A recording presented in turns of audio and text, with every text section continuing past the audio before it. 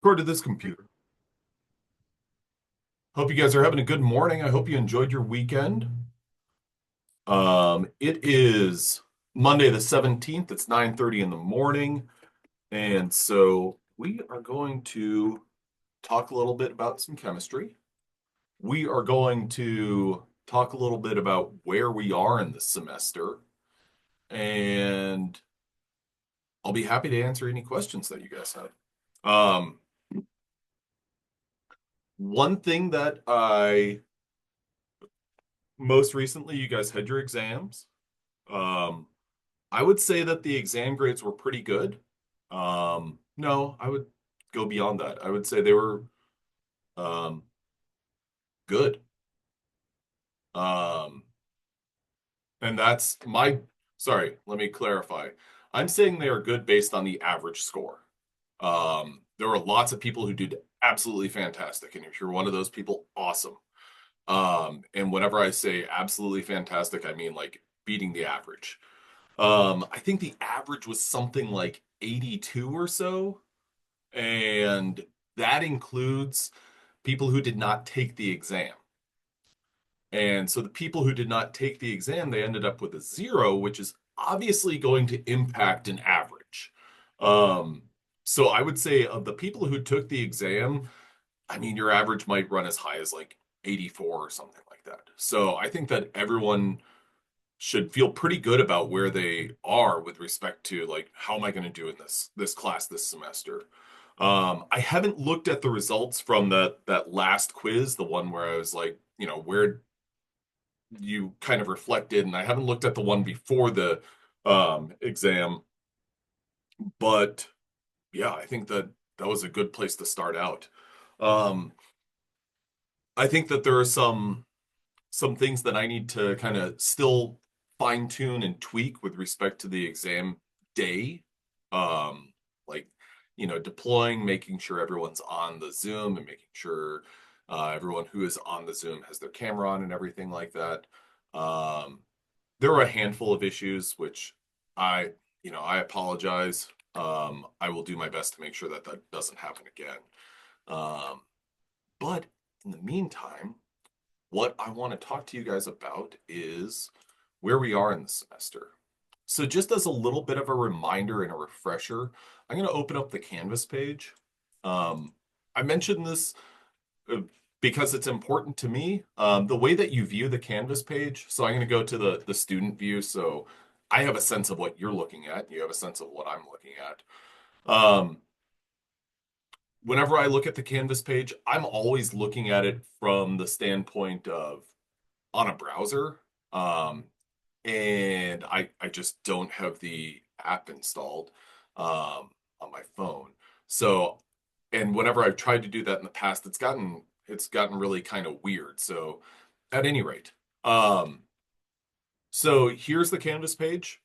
And if you're ever looking for one of our day's recordings, look no further than this column right here, which is titled Recordings, and then just scroll down. And each one of these days where it says day 5, that has a link to the YouTube uh, post. So if you're ever looking for that, go there. In addition to that, I'll continue to do this. I've got any activities that are posted, which I'll bring back in just a moment. Um, the PowerPoint and the PDF. So I take the PowerPoint and convert it to a PDF and post that for the same day. And then in this last column titled content, you'll see kind of the content that we're covering for that day. And then I'll include this link that has day's summary, which really just goes to, well, what did we study that day? So it has important points, scroll, scroll, scroll, and then study suggestions.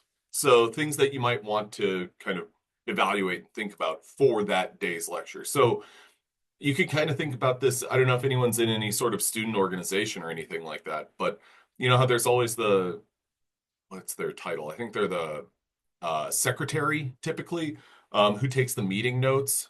Think about these as basically like meeting notes from our lecture class.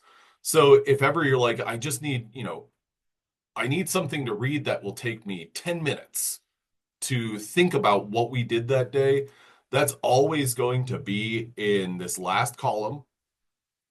day's summary. And awesome. I'm happy to hear that. I'm always going to kind of look at those and the exam because whenever I'm writing the exam and whenever I've written the exam, then I'm going to be like, okay, I have this question. Is it captured on any one of my day's summaries? If it's not captured on any one of those, that means it wasn't a part of lecture, which means it's probably not a good question. That's something that I'm always fine tuning and always want to improve on because I don't want to give you guys exams where it's like, hey, we spent an hour in class talking about this, and then we spent 2 minutes talking about this, and I ask a question about the thing that we talked about for 2 minutes. I don't want to do that because that's not fair for me.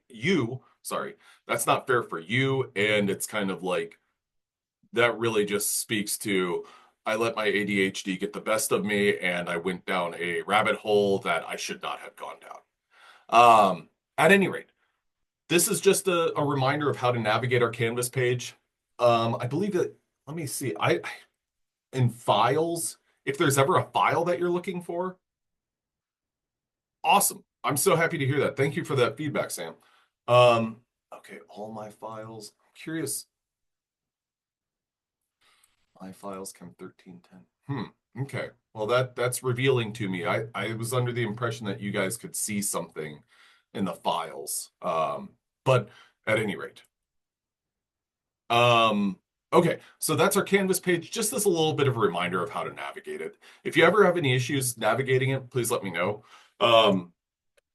Now, with that said, this week, not going to do any activities. But since I'm going to fulfill my end of the bargain, I told you guys that you would have activities basically every single week except for exam weeks. Um, I'm going to put in to the grade book. Let me see. No, that's not what I'm looking for. Just a second. And I'm not going to the grade book right now. 1310, 254. Oh, come on, Joel. Oh man, I just favorited every single class. Rats. Um, so in your grade book, you'll see exam or activity 7 and 8.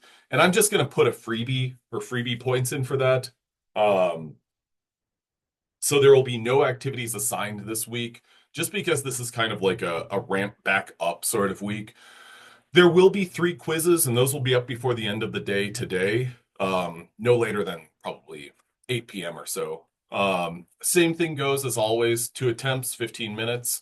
And if you ever have any questions about those and want to meet during office hours or something, shoot me an email. Or, follow the Zoom link for our office hours, and I'll be there 12:30 to 1:30.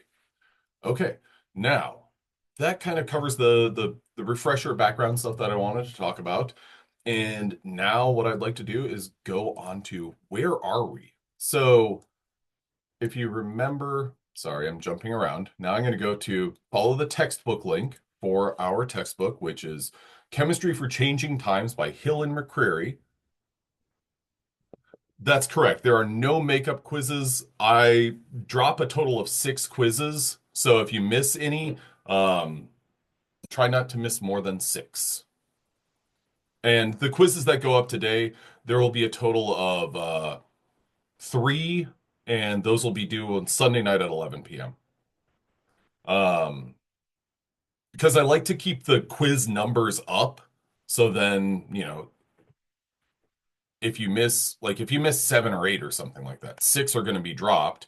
And then those last 2, since we have a large number of quizzes, they're not going to have a big impact on your grade. That's kind of my aim with respect to quiz numbers and getting those numbers up. Okay. Then the last thing, or sorry, before we proceed. No, nope, stopping. Now we are proceeding. So this is kind of the rundown of the textbook. Where we kind of started was we started with chemistry, this kind of background, and then we went into atoms and atomic structure, and now we're talking about chemical bonds. There are some things that are going to be pretty important, and we're going to spend a good chunk of time on this. And that one of those things is chemical bonds. So we've already talked about some of the important parts about understanding chemical bonds. And we talked about our three different subatomic particles. In the chat, add the subatomic particle that I do not mention here. Protons, neutrons, and what's our third subatomic particle? Electrons. Perfect.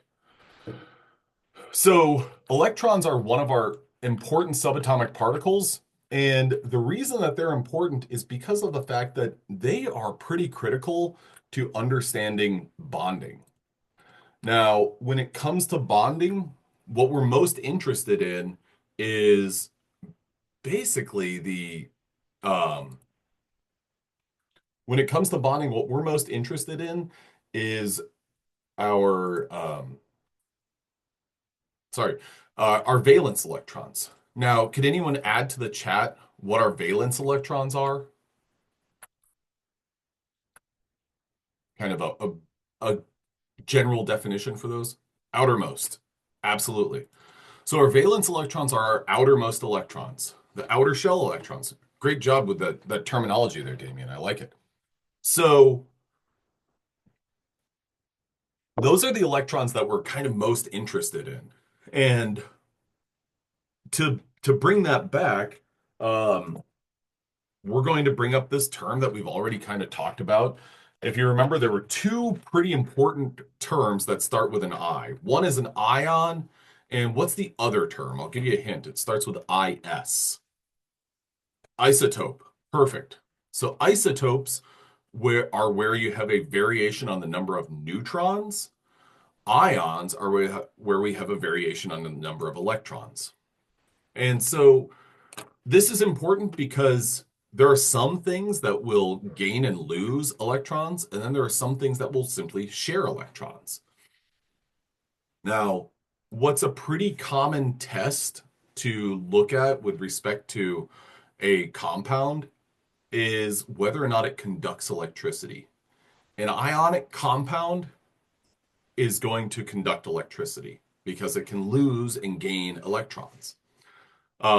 Metals are good at gaining and losing electrons, which is why we see on the right-hand side aluminum foil conducting electricity.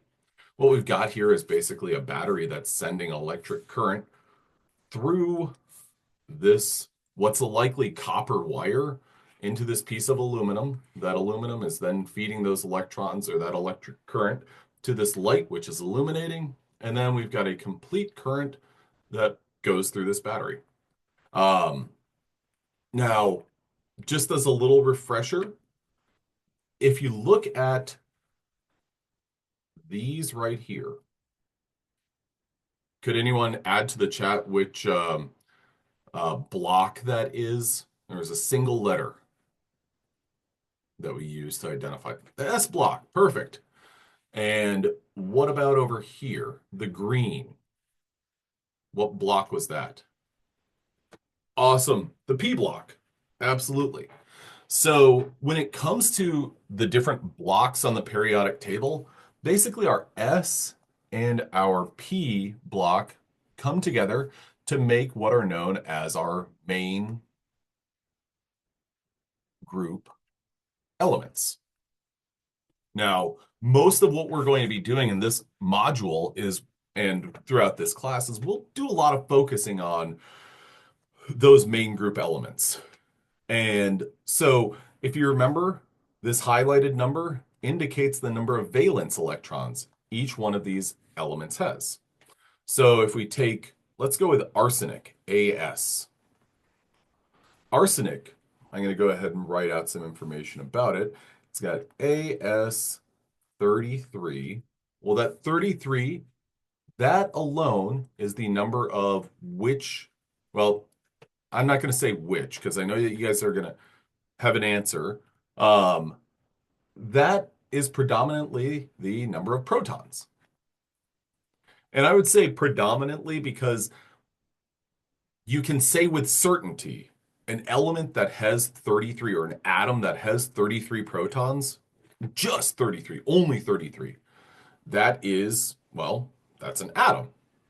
Now, we don't have absolute certainty that that has 33 electrons. So that 33 protons, that's 33 positive charges. chances are, well, no, let me rephrase that.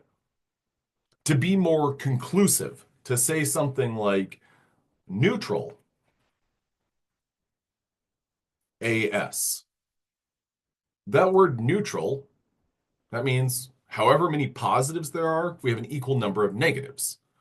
So neutral arsenic has 33 what's?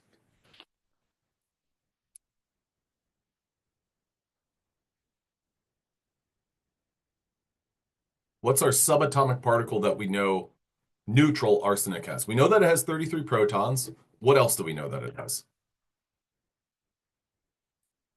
Perfect electrons. It has 33 electrons. Now, give me the charge if rather than it being neutral, we had arsenic with 34 electrons.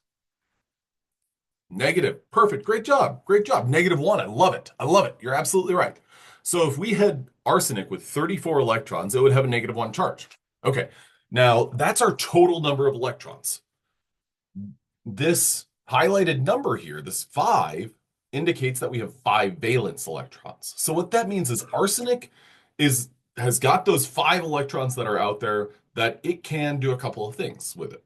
One thing that it can do is it can share them. And it can share them, which gives us the basis for bonds that it can form. Now, there is a process that we use that allows us to kind of visualize valence electrons. For instance, here we've got aluminum and we've got phosphorus. All that we do is we draw what's known as a Lewis symbol or a Lewis dot symbol to illustrate that number of electrons. For instance, if we go over here, and you're going to have this periodic table, which again, I apologize for the periodic table that I gave you guys. I did not realize that it was like minuscule with the atomic masses. So I apologize that, yeah, I'm sorry. And with that in mind, I had only one person who reached out to me, and I presume that, I just want you guys to know that if you're taking an exam and I give you a figure that you cannot read, chances are you're not the only one. So if that happens again, please don't hesitate to message me during the test and say like, I can't see this, or, I'm sorry, stepping aside. I'm not an expert. I do not have any experience with color blindness. But if there's something that I give you that you can't read, just let me know. And I will do my best to either during the test give you that information, or I'll just be like what I did this time, where I was like, it's not really a fair question if you can't read it. So when we look at this, we've got aluminum, and let's go ahead and get two numbers at the same time. We've got aluminum with 3 valence electrons and phosphorus with 5 valence electrons. So we're going to go ahead and draw those in.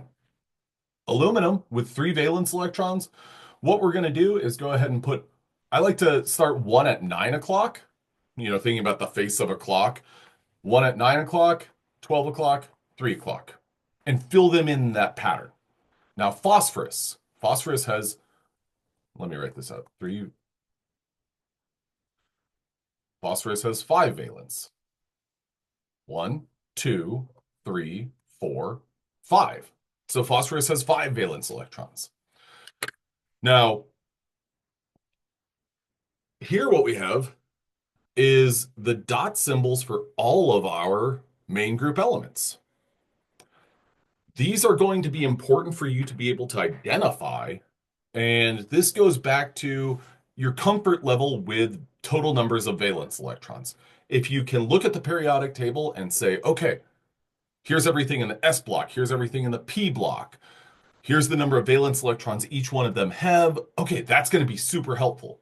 Now, what if, let's say I drew something like this. F, so we got fluorine, and then I've got 1, 2, and I'm just, because I know where I'm going with this, what if I drew that? What does that say? Okay, so fluorine right here, is our neutral fluorine that has 7 valence electrons.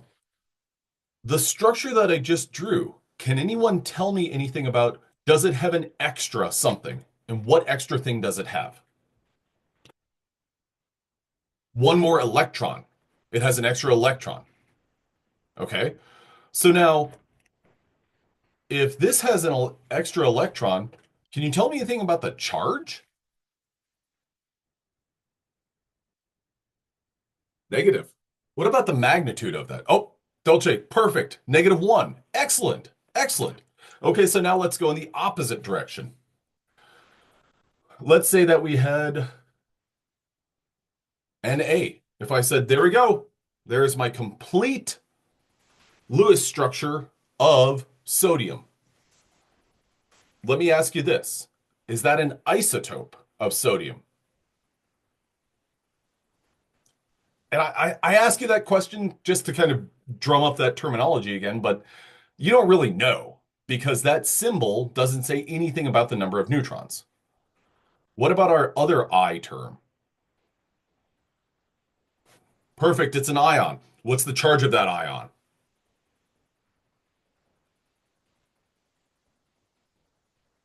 What is the charge? Yes! Positive. It's a positive ion. You're absolutely right. So whenever we see a positive ion, what's the best way to depict that Lewis symbol is to actually put that charge out there. Do something like that. And then same thing goes for this over here. We throw that up there.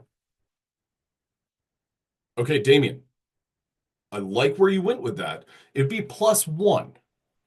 The reason that it would be +1 is because let's look at this right here is our neutral. I kind of drew over one of our electrons. This is our neutral sodium ion. So what that means is it has the same number of protons and electrons. So I'm going to say prot equals elec. It kind of looks like protons equals electrons.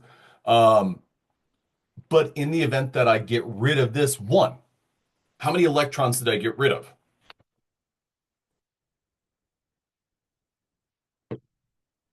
Just one. So now when I get rid of just one electron, that means I lose one negative charge. And so that means that my number of protons is greater than my number of electrons. And if you had the periodic table in front of you, oh, here it is, you'd be able to see, okay, well, neutral sodium has 11 protons and 11 electrons. When we get rid of, now I'm going to say protons is 11. And when I get rid of one electron, how many electrons do I have total?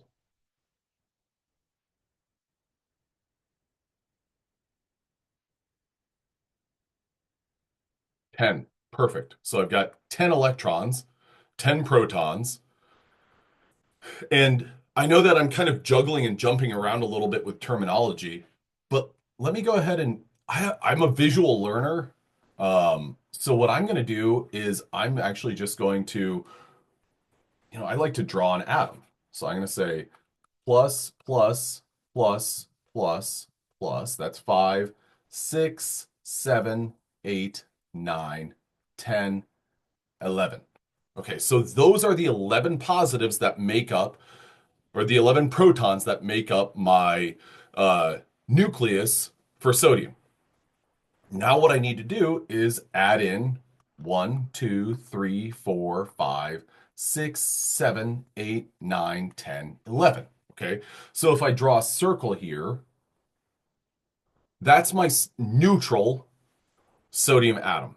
Can I get a thumbs up or a yes or a Y or an emoticon in the chat if you follow that? And I'm going to add this word here, total. Okay, total protons and electrons. Okay, great. Now what I'd like to do is adjust that.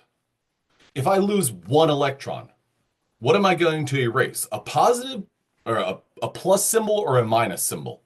If I'm losing one electron, add it to the chat.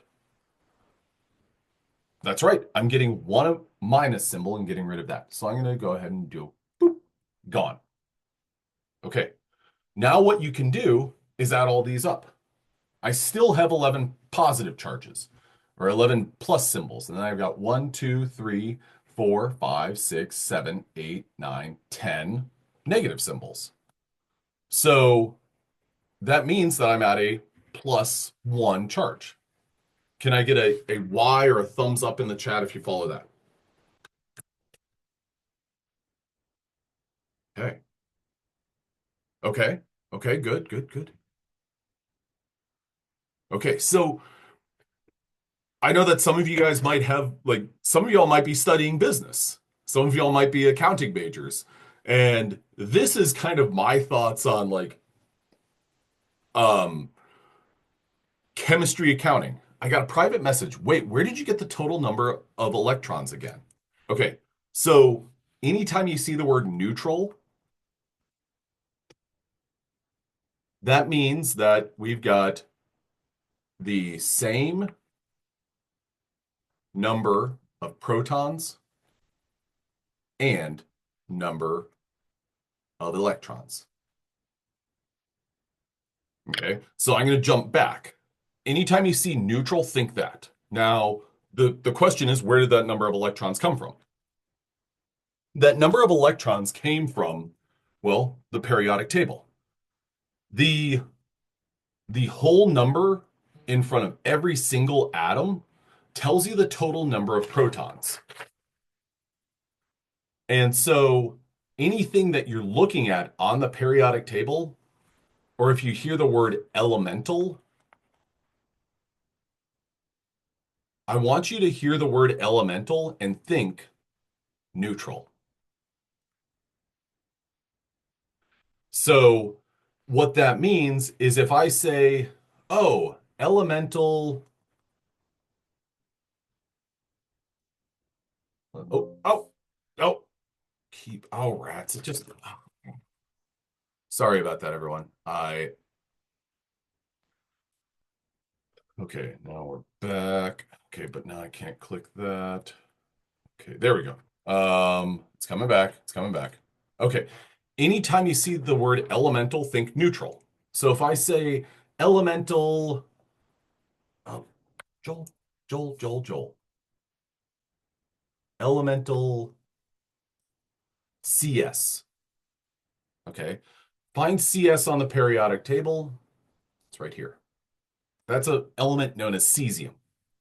Cesium has 55 protons, so 55 positive charges.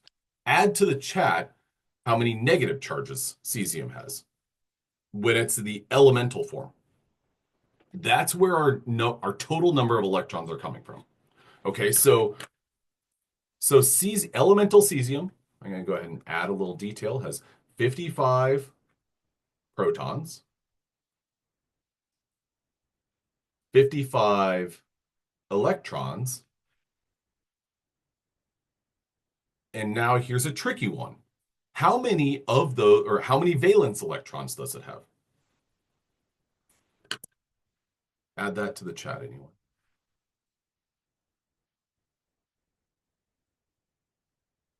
One. Now, just to add a little bit more detail, it has 55 total electrons.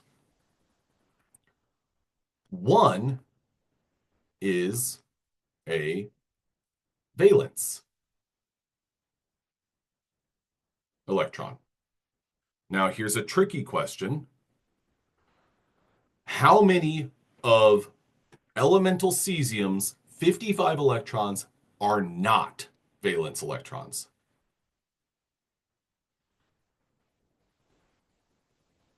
$54. I love it. Great job, everyone. Because keep in mind, when we talk about the total number of electrons, that 55, that's all encompassing, every single one of the electrons. One of them is a valence electron. That valence electron is still counted in that total number. Okay? So, with that in mind, if we were to draw the Lewis symbol of, I'm going to jump onto this page where I have a little bit more space. Cesium. I can give you a second to draw this yourself, and then I'm going to draw it.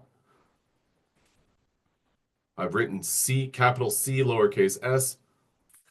Done. Cesium has one valence electron. It has a 55 total. 54 are not valence. One of them is a valence electron. And so when we draw the Lewis symbol, all that we're drawing are the number of valence electrons. I don't care that it has 55 total for this. What's most helpful for me is to just look at, okay, well, how many of those 55 electrons are likely to be involved in some sort of bonding? Because that's the question that we're answering and we're looking into when we talk about valence and we draw a Lewis symbol. Now, with that all in mind, when you hear the word symbol, a symbol represents something. A symbol doesn't give full details on absolutely everything that, like think about it in terms of a I don't know, like a sports team or something like that. Um, this right here is my Yeti cup that has a Green Bay Packers symbol on it. Okay. Does this symbol right here tell you every single thing, every single detail about the history of the Green Bay Packers? It doesn't. It instead tells you that, hey, Joel, who has this Yeti cup, likes the Green Bay Packers. What does that say about him? It says that he likes the Green Bay Packers. Does it say that I don't know. I mean, you might have your own personal thoughts like, well, that just means that he's not a trustworthy person. I don't know. It's a symbol. Okay. Oh, okay. I got a great private message of doesn't matter exactly where the dots go. You said you start it on the left, but if you wanted to start on top and go counterclockwise, is that fine? I'm just confused on the placement of the dots. Totally fine. Now, the important part about this is that what matters when it comes to, oh, okay, well, okay. Yes, of course I'm a Packers fan because I'm a person of integrity. I'm just joking around there. It- Really, whenever I think about football, I'm just like, oh man, I don't know. It's so dangerous and people get hurt, and that's sad. I don't like that. So that's what crosses my mind whenever I see a symbol of a Packers symbol or something like that. Daniel and Solomon, despite your opinions, I think that we can still get along. And I hope that my preference for the Packers doesn't negatively influence anything. Thank you. Okay, so question that I got as a private message is basically does it matter where the dots go? And the convention, for the questions that I will pose for you guys, no, it does not. The convention, however, kind of the standard, the way that people draw Lewis structures is they start in one position and they work clockwise or counterclockwise, and they fill in one different spot at a time. So the convention is um, whenever we're talking, well, actually, here's what we can look at the next slide where I showed some of those. If you look over here, people or the way that these are drawn, magnesium, for instance, well, that's starting on or magnesium and sodium, or let's say potassium and calcium. They start on one side and make it symmetrical. So potassium has one valence electron, calcium has two valence electrons. So our symbol X dot and dot. Now, when it comes to something with three or more, then what you're doing is you're starting in one place, going to the next, and then if it's got four, you're going to put one on each side. To answer your question or sorry, to kind of project the question, does it matter for the things that you're going to be tested on? No, it does not. The questions that I like to ask with respect to this are going to be, which is the correct symbol? And yeah, correct symbol for C or actually, I'll say let me go ahead and get my eraser out. A +2 ion of carbon. And so sorry, this is kind of backwards. My question is down here. My answer options are up here. A, B, C, D. Actually, I'll do a parentheses around these. There we go. So we've got carbon, 1, 2, 3, 4. And then we've got carbon, 1, 2, and then carbon, 1, 2, 3, and then carbon, 1, 2, 3, 4, 5. Um, so there's a good question. Go ahead and add to the chat what the correct answer for this question is. Correct symbol for the +2 ion of carbon. So this is our neutral carbon. So that means we've got the same number of protons and electrons. And this is a +2 ion. So that means if it's a +2 ion, that means we have gained or lost. That means we've lost 2 electrons. So basically what we should do is I'm seeing lots of B's. I'm seeing a couple answer D options. Basically, to get the +2 ion, what we need to do is basically drop a pair of electrons. And listen, I'm guessing that the people who didn't really know how to answer this one correctly or didn't see it, I think at least a portion of that is because of my drawing.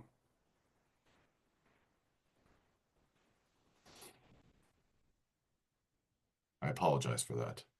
And the tier is really me reflecting on my drawing ability. So let's go through each one of these. Answer option A, that's going to be our neutral atom. So that would not be the correct, that would be the correct answer if I said, what's the correct symbol for carbon? Because we've got 4 valence electrons, we've got 4 dots surrounding that. So I'm going to go ahead and erase A because that's not a good answer for this question. Then we've got answer, I'm going to jump down to C. Thank you. Thank you. Answer option C, what do we have there? That's got 3 valence electrons, 3 dots. So 3 rather than 4, that would be the +1 ion because it lost 1 negative charge, 1 electron. So I'm going to erase that. And if there's one of these models that I go through that you say I don't follow, let me know. Then we're at answer option D. Okay, so D has 1, 2, 3, 4, 5 dots. So that means we've got 5, basically 5 valence electrons. We want to compare that to this one that I just drew a star around. That means we've got 1 extra electron. So this one is actually going to be the well, let me just avoid confusion here as best as I can. I'm going to say that's the -1 ion. So that means that our best answer option for this question is answer option B, which I apologize in advance. It does get kind of confusing whenever you have structures where we're using letters like B and C and kind of coming together there. That gets confusing. Oh, which is the right answer? B, which is C. Wait a minute. In this case, C means carbon. Okay. So what I want you to now look at, and can I get a thumbs up or a yeah, sounds good, emoticon, whatever, to say, I follow. I'm doing all right. Okay. Okay. Okay, cool. Great, great, great, great, great. Um, Now the next thing that we're going to go to is actually to kind of address this question at the bottom of the screen. What is the maximum number of dots that you see on any of these symbols?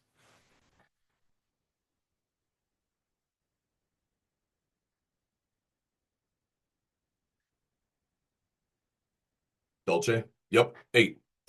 8.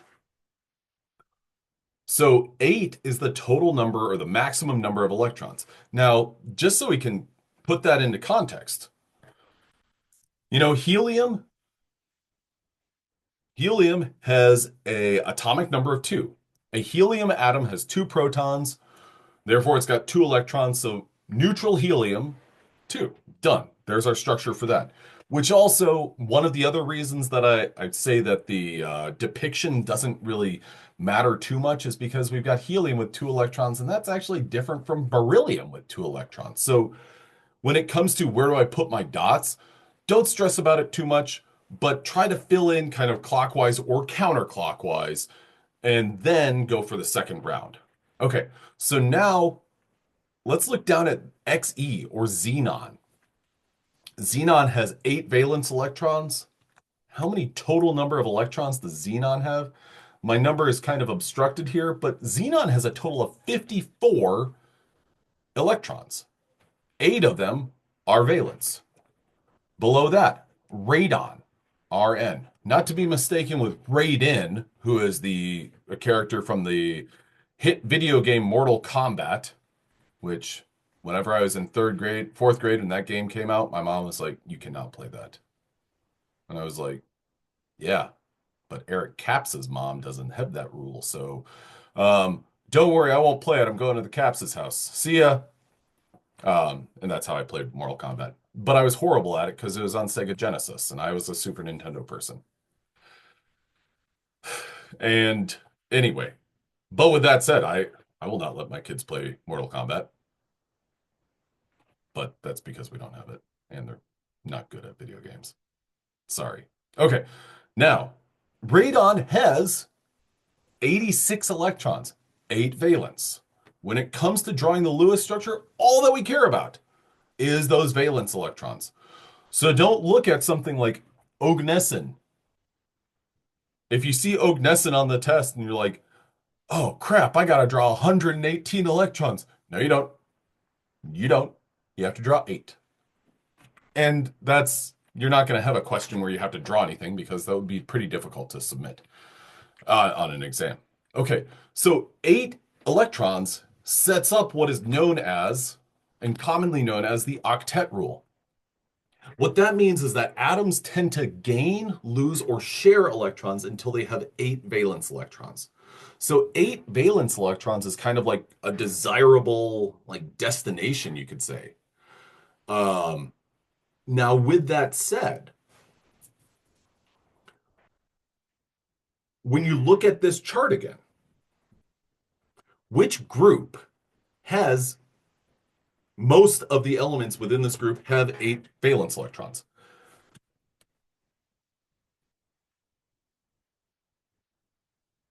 Add it to the chat if you see it. The noble gases. Your noble gases love to get 8 valence electrons. And when they get 8 valence electrons, they are happy as can be. They've gotten to 8 valence electrons. They're set. Now, with that in mind, stuff on the left-hand side. What's typically on the left-hand side? Metals, non-metals.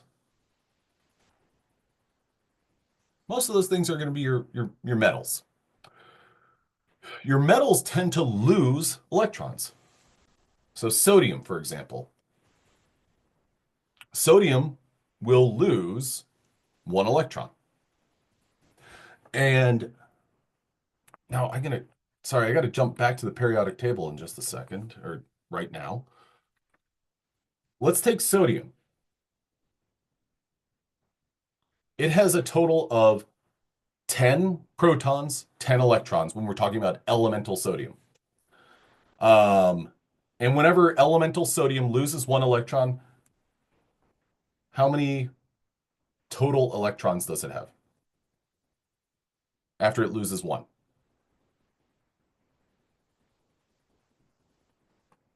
Oh, it's not 0. When it loses 1 electron, it goes from 11. 11 take away 1, 10. And I'm sorry if I might have screwed up my wording on that question there. I apologize for that. You might think, and it's kind of easy to say, okay, well, that means it has 0 valence electrons. And I'm sorry, Giovanni, if that's the question that you were answering. I apologize for that. If sodium loses 1 valence electron, its singular valence electron, it doesn't have 0 valence electrons. Instead, it has what's known as an electron configuration the same as neon. So now, how many outermost electrons does sodium have after it loses one? 8. Absolutely. Okay. Now I'm going to jump ahead a little bit because what this boils down to is elements want to gain or lose electrons to get to a noble gas electron configuration. Okay.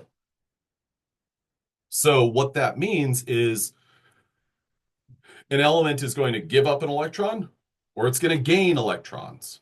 Some elements might give up 2 electrons or gain 3 electrons or 4 electrons so that they can reach a noble gas electron configuration. What that means is that if you think back to our S blocks and our P and our D and then even the F blocks, if potassium, for example, loses 1 electron, it now has electrons in the exact same places that argon has. And you might be thinking, well, whoa, whoa, whoa, whoa, whoa, whoa, whoa, whoa, whoa, whoa, whoa, where? How? Huh? What? Okay. Now I'm going to go to a couple of things, and I'm going to erase some of this stuff.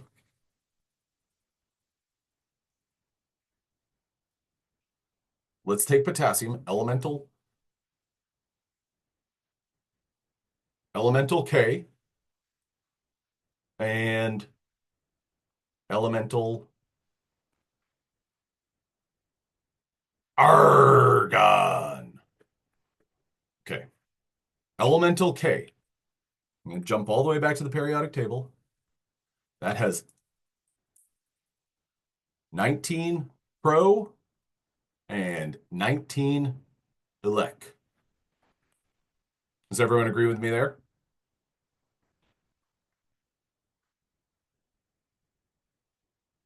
Now I'm going to argon. Elemental argon has 18 pro and 18 elect. Okay. Now, these electrons, if you remember kind of the when we were building atoms, the first place that we put electrons, the first 2 electrons, 2e, does anyone remember the shape that those electrons were in? That subshell? It's a single letter that I'm looking for right now. Which subshell was it? Those first 2 electrons ended up in the blank subshell. And I'll give you a little bit of a hint. Close, close. The S, yes. We put our first 2 electrons in this S subshell. And then what we did was we put some more into a D subshell. So S and P and D subshells. That's where we threw a bunch of electrons. Now, one of the things that is really important when it comes to building an atom is you're going to go through the exact same process of putting first 2 electrons here, and then the next electrons here, here, here, here, and here. So every single atom effectively has the same kind of build out. But then the question is, well, how many protons does that atom have? So when we talk about, and so think about this as, yeah, these argon has 18 electrons organized in this particular fashion. In the S, it has some in the S subshell and some of the p subshells. Well, elemental potassium kind of has the same thing, but it's got one extra valence electron, or it's got one valence electron. How many valence electrons does argon have?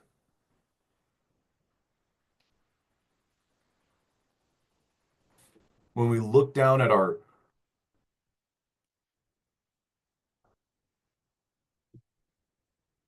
that right there, argon has 8 valence electrons.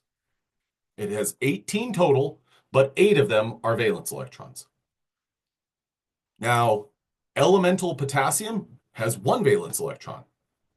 And whenever that one valence electron that I just put a little circle around, whenever we get rid of that, now that potassium ion doesn't have 0, but instead it has the exact same organization as argon. So it has, well, K plus has 19 pro and 18 electrons, and then specifically 8 valence. 8 of those 18 are now valence electrons. So it goes from, it doesn't go 1 to 0 to 8, it goes 1 to 8. So think about 8 as kind of your destination typically. Can I get a emoticon, a thumbs up, a yeah, anything like that? Or if somebody's confused, you can send me a private message or a message to the whole group.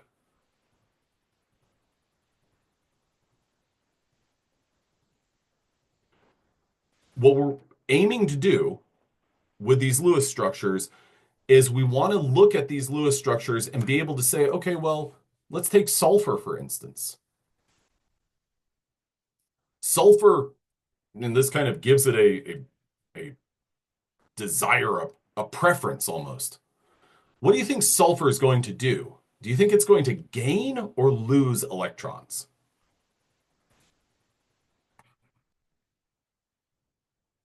It's going to gain. How many, Melanie? Or anyone else? I just see Melanie responded. Yes, sulfur is going to gain 2 electrons. And now, when sulfur gains those 2 electrons, what element does it have an identical electron configuration as?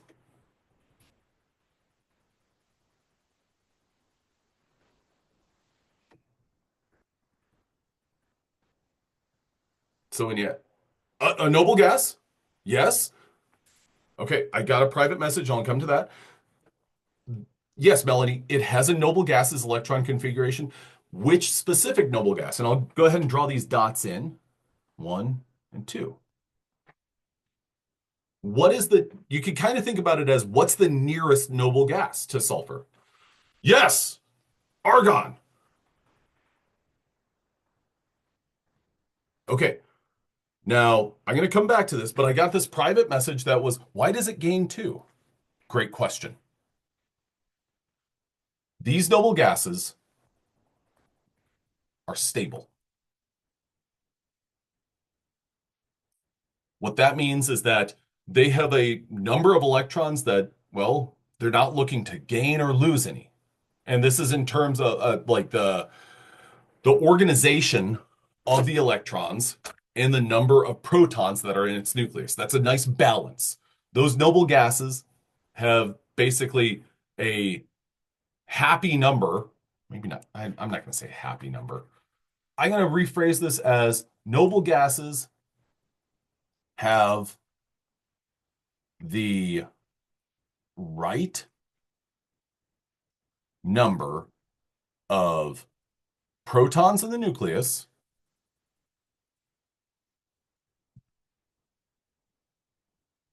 and surrounding electrons. Okay. So what that means is that every single other element in our main group elements, what they are going to want to do is they are going to either gain electrons or lose electrons. And whenever they gain or lose electrons, they will kind of reach that noble gas electron configuration. I always kind of think about it as like it's almost like their ideal weight. Sulfur. What does sulfur want to do? Sulfur wants to gain 2 electrons because then it will have the same electron configuration, the same electron placement as argon. Bromine, right here, Br minus. Well, bromine's going to want to gain 1 electron, and then it will have the same electron configuration as krypton. Carbon. Well, carbon, what it wants to do is gain 1, 2, 3, 4 electrons. It wants to get up to 8 electrons. And then it will have the same electron configuration as neon. So think about this as everything that I've circled and grouped with gain electrons, all of those elements want to gain that many electrons so that they can have the same number of electrons as their noble gas that's nearest to them. That's in that same row. Okay, so now if we took, I'm going to put a box around P for phosphorus. Does phosphorus want to lose or gain electrons?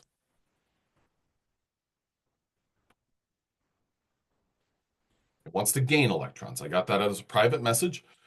Now, if phosphorus wants to gain electrons, how many electrons does it want to gain? And to answer that question, add up, well, how many does it have? I got it as a private message, but I'm going to wait. Yes, it wants to gain 3. So think about all of your non-metals that we've got in this kind of grouping here. What they want to do is they want to gain electrons. So when something gains electrons, is it going to have a positive or a negative charge? You're getting an extra electron or an extra negative charge. Perfect. It's going to have a negative charge. Okay. Can I get a general sense of, are we following? Thumbs up, yes, emoticon, or thumbs down if you're like, And I know that some of this is like, yeah, I follow the rules, but I'm still kind of curious as to why. With the why, we're going to get there. Okay. Okay. So when it comes to what something is going to do, metals, they lose electrons. Non-metals gain electrons. Now, with one good example to illustrate that is this right here. Sodium chloride, NaCl. Well, Na, our sodium, this is elemental sodium with that Na in a single dot.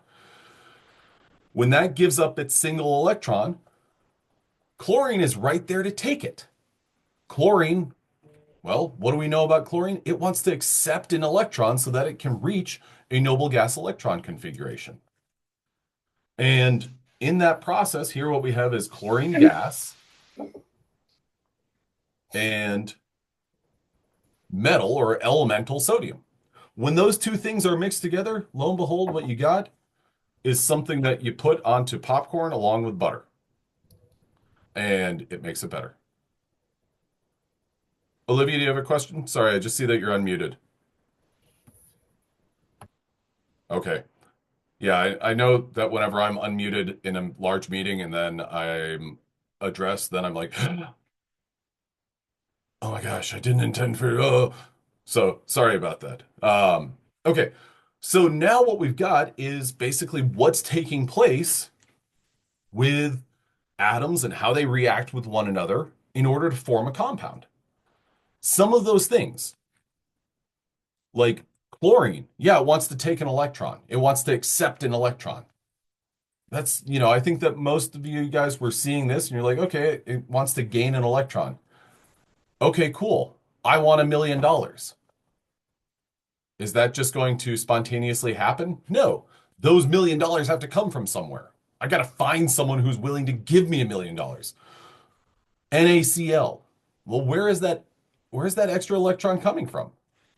Well, that extra electron is coming from sodium, which is how we end up with a sodium ion and a chloride ion.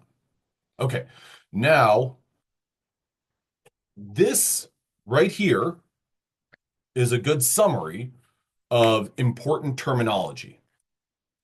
So neutral atoms have an equal number of protons and electrons. Positive ions, well, what have they done? They've lost electrons. They have more protons than electrons. Negative ions have gained electrons, and they have more electrons than protons. Now, what we will see quite frequently is we'll see common ions. What do you notice about everything on the left-hand side here? What is the charge of all of these things on the left-hand side?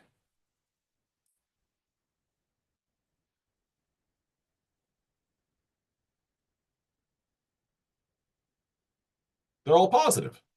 What does that mean they like to do? Does that mean that they like to gain or lose electrons? Lose. Those like to lose electrons. Great job, Kat. Then over here, I'm going to circle all these guys right here. Those are negative. So what does that mean they like to do?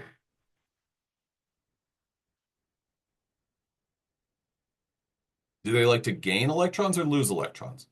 They like to gain electrons. Okay, so we kind of, in today's lecture, kind of got into the weeds of atomic structure and gaining and losing electrons. Is that pretty abstract? Yeah. Is that a lot to wrap your mind around? Yeah, it is.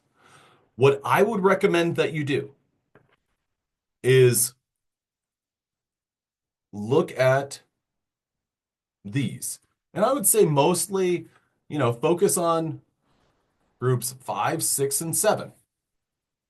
What do those, get comfortable with what that symbol looks like. If I said, hey, here is a neutral element right there.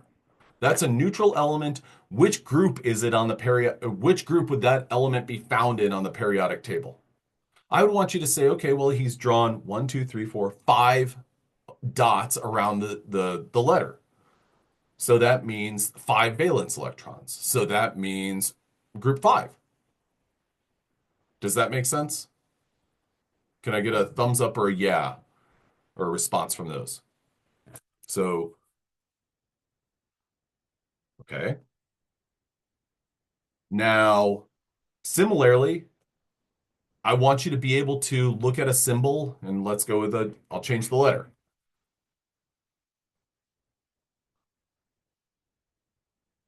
If I gave you this symbol right here, and I said, here is an ion with a -1 charge. Which group is the neutral element found in? Or the neutral version of Y in? Add to the chat where you think that is. So which group is the neutral version of that in? If it's Y -1, it's got 8 dots around it. This is kind of a tricky question. Sarah's got it. 7. You're absolutely right. Because this right here indicates that I've added 1 electron, a single kind of extra electron. So one way that I could think about that and kind of process that question is by saying, all right, well, I'm going to get rid of the negative and I'm going to get rid of one of the negatively charged things, which is an electron. And there I go. That is what a group 7 element looks like. So I want you to become comfortable with what group 1 and group 2, group 5, 6, 7, and your noble gases look like. We're going to use this as our kind of jump off point to talk about compounds and formation of compounds and sharing of electrons, because that's kind of our aim and our objective. Okay, with that in mind, that's what I got. There will not be any discussion prompts added to our Canvas page tonight. Instead, what I'm going to do is I'm just going to look at the attendance and award credit based on that. And then if somebody was not here and they're watching this, you're going to have a blank in the grade book for just not doing that participation. But does anyone have any questions before we part ways? If you have questions, you're welcome to hang around for a little bit. If not, I hope you have a wonderful afternoon. Thank you very much for coming to class. Will we be able to see the questions that we missed on the exam? Yes, I will make sure that you guys see that. Will there be a practice test on exam two? There will be. Did I do the Wordle today? I did. Do you want the answer? I'm pretty sure that I did. I think I usually do it like at 12:05. Um, as my wife and I are going to bed, let's see, what do I got? Da, da, da, da, da. Let's see. I did Wordle. I always forget. Okay, I won't give the answer. Oh, no, I haven't. I haven't. Okay, because now I can add another day to my 2-day streak. I last night when I got into bed, I guess it was like, oh, Daniel, it starts today. Starts today. Go for 36. You can do it. I will not give the answer because I don't have it. Now I just have to remember to do it in the next, let's see, 13 and a half hours, which that means that my